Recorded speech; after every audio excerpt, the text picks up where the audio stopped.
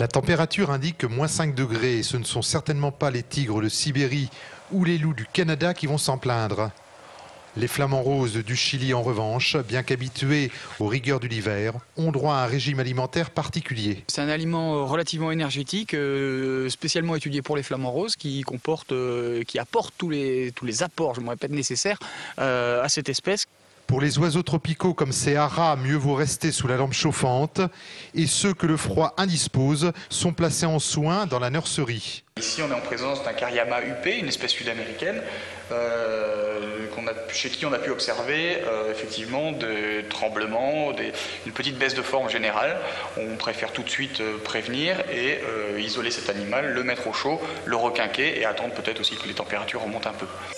Les girafes, quant à elles, ont droit à des rations de fruits supplémentaires. Elles non plus ne quittent pas leur abri où la température avoisine les 16 degrés.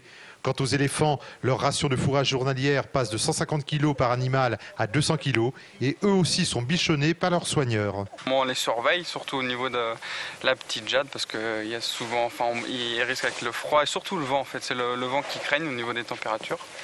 Mais sinon, ils s'acclimatent assez bien, on les sort forcément beaucoup moins souvent que l'été. Mais sinon, ça va quoi. L'eau du bassin des phoques est brassée en permanence pour éviter qu'elle ne gèle. Une eau à 2 degrés qui fait leur bonheur et qui ne devrait guère se réchauffer avant plusieurs semaines.